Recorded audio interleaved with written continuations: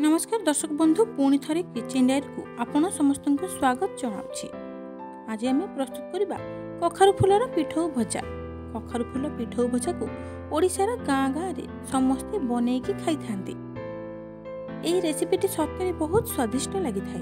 एहाको बनेबा बहुत इजी आउ एहा बहुत कम समय रे मध्य होई जाय थाए। कखारु फूल पिठौ भजा को नॉर्मली पखाळ भात सहित खाइबा को बहुत भलो लगी थाए। तेरे चलंतु स्टार्ट करबा आज रेसिपी।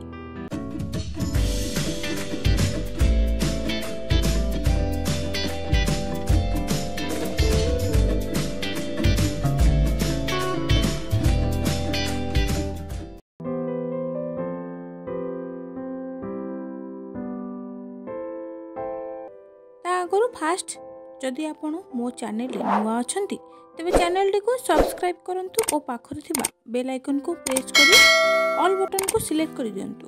तेबे जाई मोर सबु नुआ नुआ वीडियो रो नोटिफिकेशन फास्ट आपन को पाखरे पहुंची परिबो। कखारु फूल पिठौ भजा पई प्रथमे मु एठी किछि कखारु फूल नेछि। फूलर मझिरे थिबा केसर को मु एठी बाहर कर देबी। एठी देखंतु मु जेमिति कखारु फूलर मझी केसर को बाहर करछि सेही परि भाबे सबु फूलर केसर को मध्य बाहर कर देबी।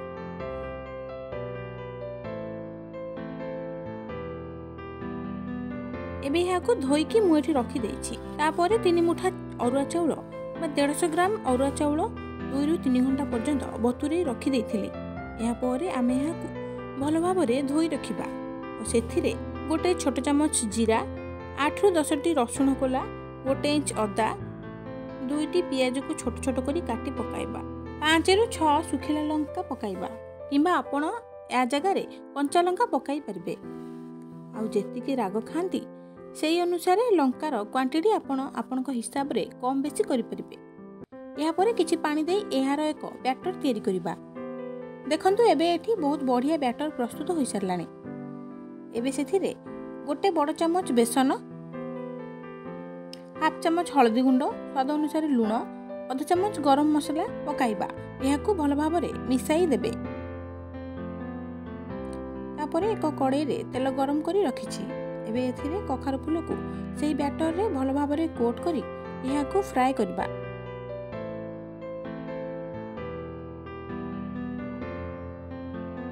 पिठौर गोटे पट साइड भाजी होई सरले एबे आउ गोटे पट ओलटाई देबे।